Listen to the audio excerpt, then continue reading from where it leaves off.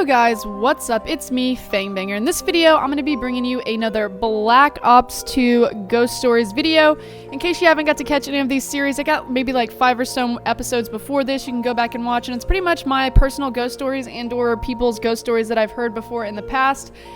In this game, I'm going to be playing Black Ops 2. I don't really know what this map is called. It's one of the new maps. And I am going to be using an MP7, and then I've got a Peacekeeper as well. And it's got bacon camo. They have new camos on Call of Duty, and so I got like the Hello Kitty, but it's really like a Hello Panda looking camo, and then I got the bacon one because nobody else was rocking those. Everybody's got like these like neon skulls and graffiti, and I was like, no, I'm going for the bacon because, you know, I always want the bacon. Anyway, this was a pretty good game for me. I went really hard at the beginning, kind of slowed down at the end, but still dropped like 40 kills. Anyway, let's go ahead and get into my ghost story. So I'm going to go ahead and tell you a little bit about a place in, it's Miami, Oklahoma. It's not really Miami. It's actually like in Seneca or Peoria or something like that. It's near the border of Oklahoma and Missouri. And it is a place called the Hoffman Mansion, and by now it's already, I believe, been bulldozed, but whenever I was younger, it was definitely still there. I'd have to say when I was like, I lived there when I was like in 4th and 5th grade, and so it was there then, and it was a big deal in that area. There's a lot of, as I've said before, there's a lot of scary things, but the Hoffman Mansion was like huge, and everybody wanted to go, and everyone wanted to know what the Hoffman Mansion was. And so there's a story, the house, the mansion, there's a mansion, and then there was like I guess you would call it like a house where you keep your maids and stuff and your butlers or whatnot. And I believe the actual mansion got torn down or burned down. Let's get into the story. Anyway, so there's in the 1920s a couple, the Hoffmans, built or bought this mansion, and so they're living there and everything's going well. I think they kind of made it like a boys' home or something like that. So they're taking in lots of like younger boys, and it's said that the Hoffman man, he was like kind of a pedophile, and so they're living there and they've got all these boys and stuff might be happening or whatnot, but slowly throughout the however many years they're living there, he starts to become like crazy, and so he goes into this like psychopathic state.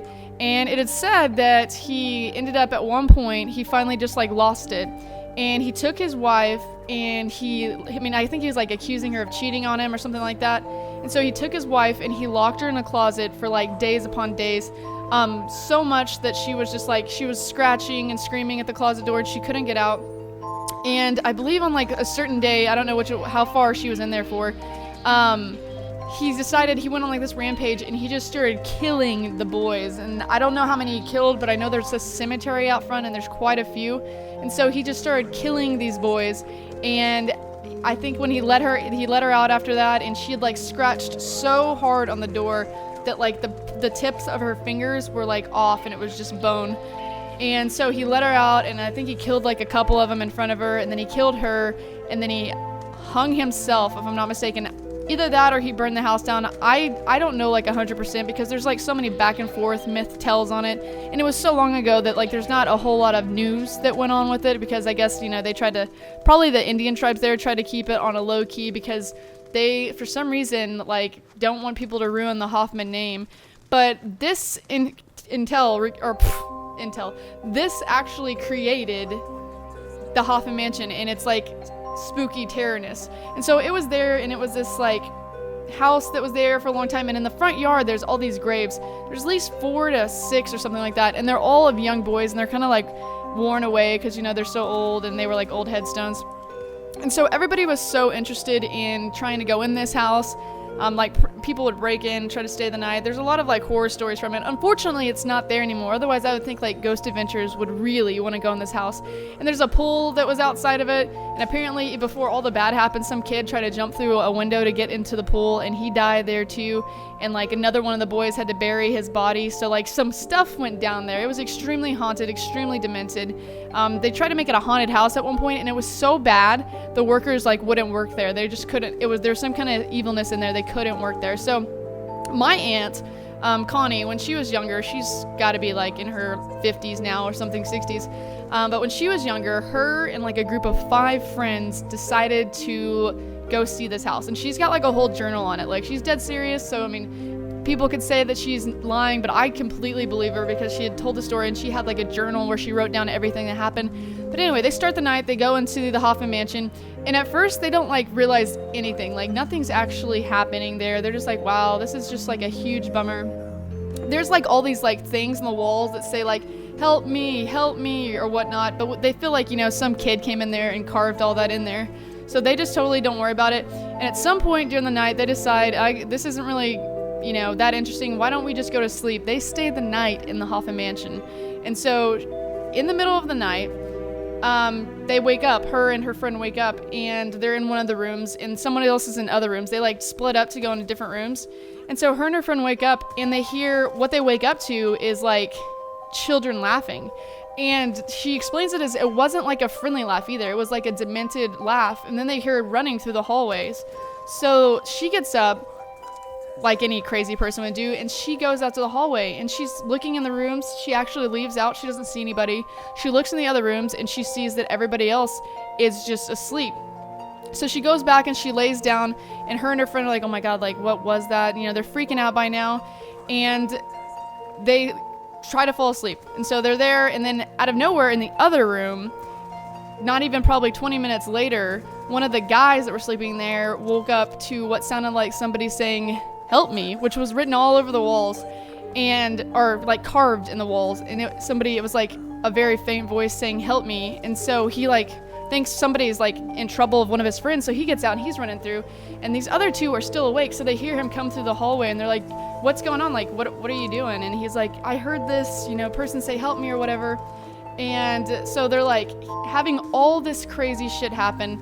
And they're hearing all these noises. And so they get so freaked out about this happening that they all come together, and they're like, we need to go ahead and we need to leave here. And like one of them was like getting really like dizzy and dazed, and he was just like not himself. It was like what I now know in Ghost Adventures, when someone like enters his body. And so they're like, we got to get out of here. But the house, like everything from the house was left in there from after the Hoffmans died, because nobody else wanted to like be there. And I think it got condemned, if I'm not mistaken.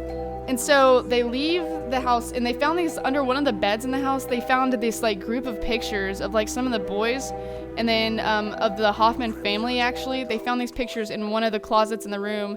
And so,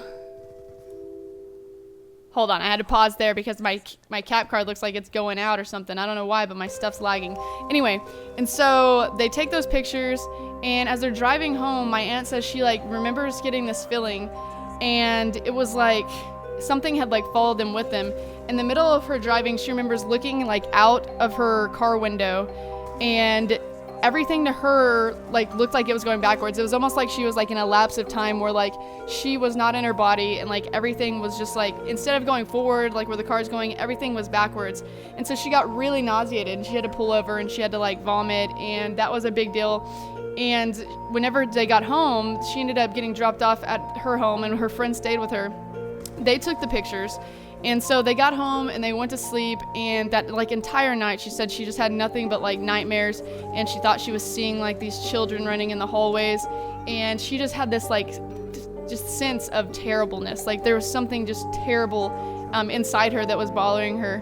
And so she wakes up the next morning, and she is talking to her friend, and she's like, God, I felt so bad last night, like what was that? Like that was terrible experience. I never want to do that again. And they're like, hey, let's go ahead and let's take a look at the pictures. Let's try to show those to like my grandma or something like that. And so when they went to get the pictures, they were like kind of in like a shoebox type thing. They looked at the pictures, and all of them were blank. Like not blank, like I guess it would be maybe if you like hold a picture in the sun for too long, if you remember what Polaroids used to look like, something like that. But they were all just like distorted where you couldn't see anything happening with them. And so this like really freaked him out. And I remember her telling me the story, and she was just like, to this day, she still will not go anywhere near the Hoffman mansion. Like even driving by it, she never wanted to even drive by it. And this made me want to try to go do it. And I believe me and my friends like went around the house. We definitely like we tried to like jump in the pool. There's no pool. It's like, it doesn't have water anymore, but we tried to like go in there, and we messed with the gravestones. We were stupid little kids.